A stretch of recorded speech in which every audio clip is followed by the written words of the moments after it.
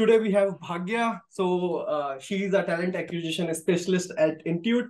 She has a vast experience, and I think she has more than 10 plus years of experience. She has worked at Flipkart, she has worked at MoEngage, and like she has worked on different companies, starting from the startup to the MNCs to, we can say, the companies like Intuit, right? Basically, you are saying even people have 3 months notice period, company are okay to wait if you are the right set of folks and if you assure that you are going to join the company. There is no problem in terms of the notice period, either that is 1 month, 2 months, or sort of 3 months. It depends, or it depends basically. So 3 months I cannot really talk about because I myself wouldn't want to consider a 3 months candidate because see companies, when they want to hire, so they will have a strategy behind opening that role, right? Mm-hmm. And they would even have planned even before the candidate would come on board, right? Mm-hmm. Yeah. So if the candidate does not join as per their projected time, there Mm-hmm. will be existing folks that may get overburdened, and their project timelines, product launch, all of that might get impacted, right? Correct. So and also in Indian market typically, right? So it is uncertain to have a hope on 30 days candidate itself.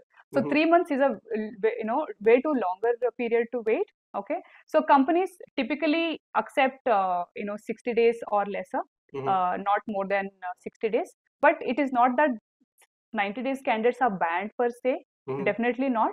But what I would recommend candidates is that whenever you're joining a company, Mm-hmm. uh, while you're negotiating a lot of things, right, in terms of salary or Mm-hmm. all of that, please do check on the notice period, right? Mm-hmm. So if it is beyond 2 months, your future opportunities are at stake, is what I would say. Okay. Any like suggestion for folks who have 3 months notice period? Because I've seen multiple companies have that, especially like service-based companies have this strategy of 3 months. Like there are strategies in terms of you can buy back your negotiate your like notice period, lot more things. Any thoughts for that? See, companies are always open to buy back their notice period, Mm-hmm. right? So even some companies compensate or motivate candidates to join sooner through joining bonus as well, Mm-hmm. right? But some companies are very stringent in terms of not letting go the employees within 90 days. Uh-huh. Right, so in that scenario, you cannot blame the candidate as well as the receiving company as well.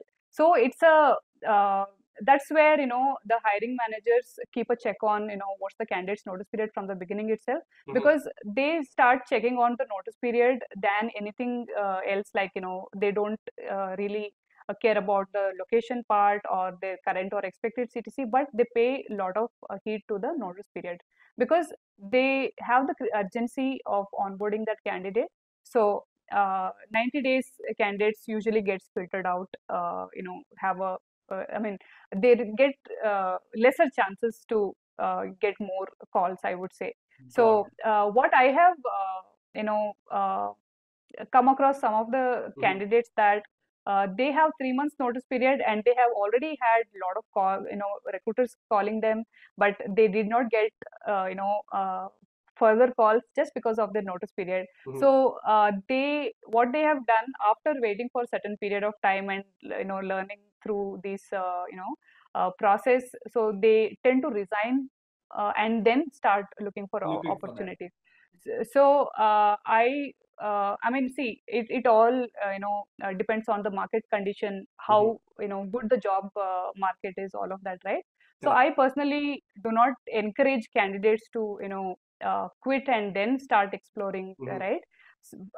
But instead of doing that or get into that situation, uh, you know, uh, it's precaution is better than cure, right? So first, when you are joining, only check on the notice Double period check. rather than doing a postmortem at the time of where you want to leave, Very true. right? Very true. So I would also say that companies with not so you know good culture, or it may get contradicting, but 90 days notice period is not healthy for True. for candidate as well as to have people who wanting to live in your team. right? And So making them stay for 90 days, huh? making them stay for 90 days, right? So Correct. I think we need to change on that as a Indian industry, I guess. Definitely. I think these are the great thoughts. So maybe the final thing, what are your recommendation, or you wanted to give some suggestions to the candidate in order to like increase their chances for the final selection or the chances of selection? Yeah. Okay, so the final selection, see, as I always believed, the onboarding starts from the very first conversation or email that you send out to candidate, right? Mm-hmm. So you have to start from when you start preparing for your interview itself, Mm-hmm. right? So rather than figuring out whether to join this company or will I get selected, all of that, right? So in the beginning itself, candidates should make a list of companies that they would want to join. It Mm-hmm. can be their the it can be the culture or the product that they are wanting to work, all of that. So depending on that only, be choosy in whichever company you want to appear for, right? Definitely. So Yeah. once you have made a list of companies that you want to appear for, uh, uh, research about the interview process that they have, Mm-hmm. right? So and then you will anyways go, I mean, prepare yourself on the technical aspects, right? And Yeah. also research about what are the non-technical interview assessments that they will be doing. See, Mm-hmm. some companies assess candidates on the values, the core values that the company is True. Yeah. practicing, and the candidates are assessed on those values indirectly through whatever the problem solving approach they have, how do they collaborate, or Correct. how was their past experience with colleagues or the projects that they have led, right? So all these things also to be practiced. So typically tech roles, we go on geeks or some coding platform, we solve all possible problems, but still we get rejected, right? So there is beyond technical aspects that we need to look for, right? So what I would recommend candidates is that have a good rapport with your recruiter, Mm-hmm. and have an understanding of what's the process like, have a detailed understanding of it, and do your research as well. Mm-hmm. And in case you have any of your ex colleagues or friends working in the company, try to understand how things work, how is the culture, and how typically they assess candidates, all of those Correct. things, right?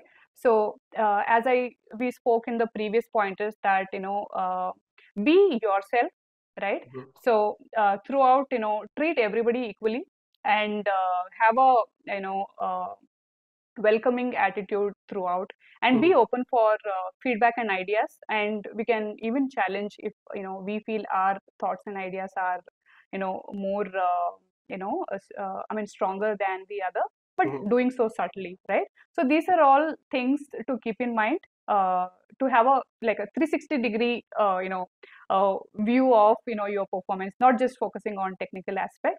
Correct. So that those things will help increase the chances, I would say. I think this was an awesome discussion, Bhagya. I think you have shared a lot of knowledge, the hidden knowledge about the debrief, the thought process that goes around from the HR perspective, right? And some of the gems, hidden gems that you have shared. I think this is going to help a lot of folks basically in order to understand the things from the HR or the company perspective or the HM perspective.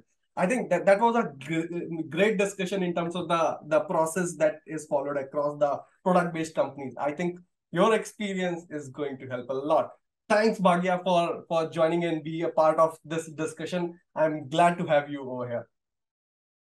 Thanks, Chirag. Hope this information helps the larger audience, and help them get to their dream companies.